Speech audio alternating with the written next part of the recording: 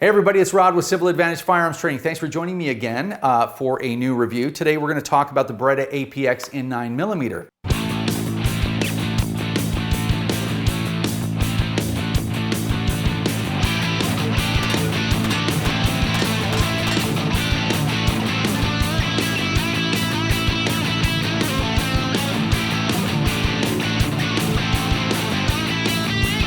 Now, if you've seen some of my older videos, you know I'm always looking for a cooler looking version of the Glock. So what I mean by that is it's got to be as good at everything as the Glock is, and it's just got to kind of look cooler. And I don't know if looking cool is a real feature, but to me it kind of is, just for fun, because you know we can have cooler looking guns. I'm not fighting for my life with a gun every day, so I can be a little bit snobby and want a cooler gun. Anyway, having said that, I'm going to give you just a quick buy, don't buy review on this pistol. I've had it for a little while. I got it from my buddy Scott over at International Shooting Supply, so thank you, Scott, for helping me out on this. It's a really cool gun. It looks really cool, and it's got all the features that you'd expect in a brand new striker-fired pistol from a manufacturer like Beretta, a quality manufacturer. So it's really hard to do like a reliability test. I'm not going to shoot 7,000 rounds in a row without cleaning it, kind of thing. So I think you can rest assured that if somebody like Beretta puts this much time into it, it's going to function. So that part of it is out. We're going to take a quick tour of the gun, and I'll tell you what my 3 favorite things. It's like 3.5 really. So real quick, combat style handgun from Beretta, quality manufacturer, been around forever, striker fired obviously. And it's got a lot of the features that you'd expect from a pistol of its kind.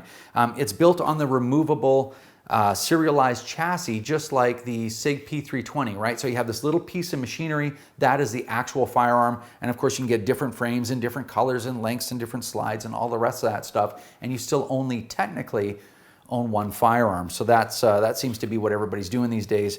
And this handgun is about the same. Very slight finger grooves. So I want to talk about that real quick. So a lot of the manufacturers out there are calling the fact that there are no finger grooves on the grip on their pistol a feature. So I guess the idea is that if you have a large agency and you have thousands of people with different size hands and different length fingers and all the rest of that stuff, that your one pistol will fit everybody. I just find these grooves to be so slight that I think it should fit most people, if not everybody. You also have a removable back straps, but they're more than back straps on this particular gun.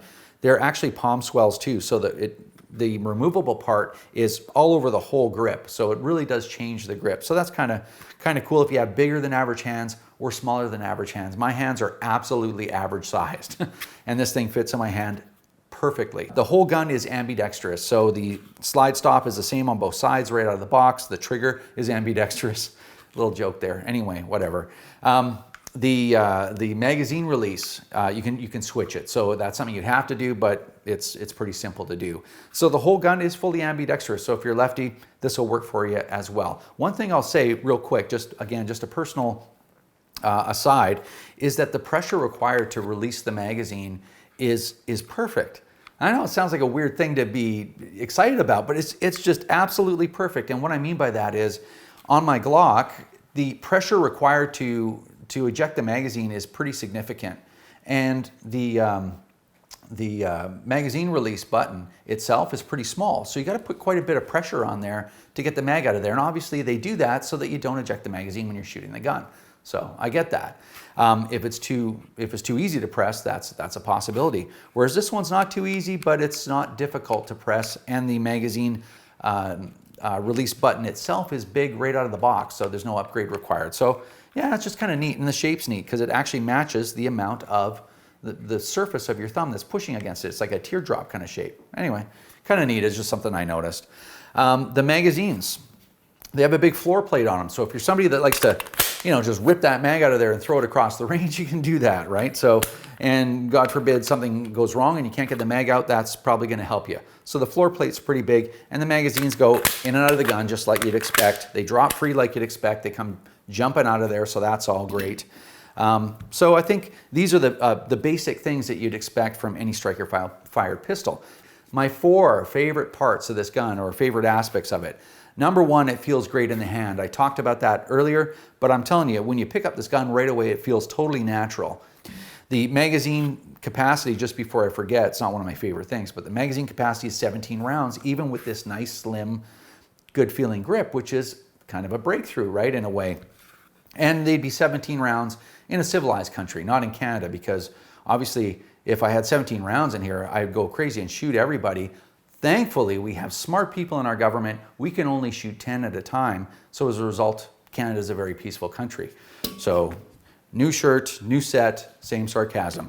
Anyway, so it feels great in the hand. I really love that.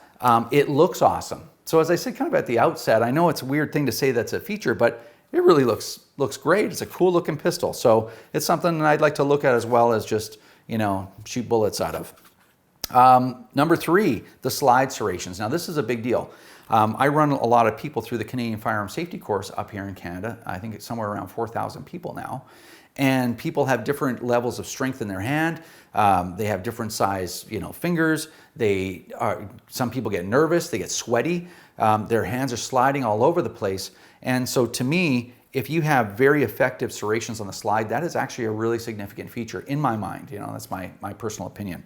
So when I look at a gun like this, you know, no matter where I grab this gun, I can cycle this thing and my hand's not going to slip off. It's, for example, you want to grab it up here, that's totally acceptable. A lot of people do that. No problem, I can grab this thing. You want to grab the frame all the way across like that without getting obviously getting the meat of your hand stuck in the ejection port? Awesome, you can do that. You want to reach across and grab it more at the front with your thumb running here on the back of the slide? That's okay too, you got it there. I have a bad habit sometimes because I run these things so often, but I do that, which you're not supposed to do, but no problem, you can do it that way, or you can do it the proper way that you're supposed to, which is gripping across here and slingshotting the thing. That works awesome as well. So you have these serrations that are deep but not sharp. You guys, if you have had a lot of pistols, you know sometimes these serrations can get sharp and they can beat up on your hand. They're not, they're quite spread apart. There's not a lot of them, but they're just in a great shape and they're from front to back. And I really appreciate that. And I think one of the reasons why I appreciate it so much is if you look at a Glock Gen 1, 2, and 3, you know, they're very shallow serrations and they're sort of on the back, about, you know, 1.5 inches worth of them, and that's it. The rest of this thing is smooth.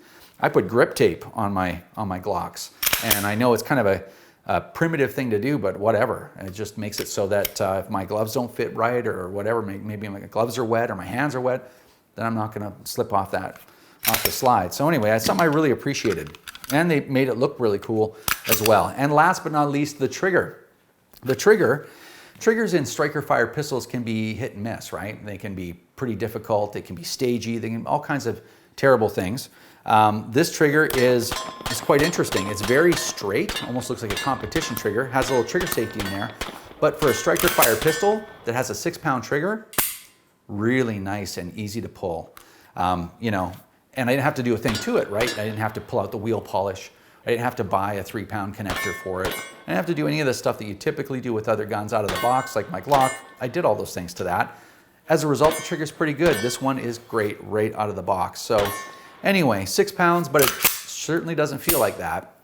And the trigger reset is really short. So if you're looking to use this in competition or you just like to shoot fast or whatever, you're not going to be disappointed there. I've got nothing more to say about the pistol other than that. It is great. Oh yeah, one last thing. Bam, tactical rail, as I've said before. So it's got your tactical rail underneath here, and it's got 3 positions. So whatever you have is going to fit on that rail, no problem. So anyway, hopefully this helps. Buy, don't buy. I'll give you my opinion real quick before I wrap it up. If I didn't have such a commitment to these things, and I was starting new with a pistol, and I was going to stick with it forever, I think this is a fantastic choice, to be honest with you. I'm actually going to hang on to this one. I sold my SIG P320 actually, and a lot of the other in the XDM that I had, and I sell them off, these handguns, if they're really not special. And no slight against those, they're all great handguns, right? But I think I'm going to hang on to this one. This is a really neat pistol. It's got the very low bore axis, which is really important as well to minimize that recoil impulse, right? So anyway, hopefully this helped. I know it was a lot in a short period of time, but we don't want to go on and on either. If you have experience with the Beretta APX, please share that experience with your fellow gun owners down in the comment section below. If you like the videos, come back, check out more. Don't forget to subscribe. If you want to find us on the net, you can at civiladvantage.ca. And you can follow me on Twitter at civiladvantage1. Thanks, and we'll see you next time.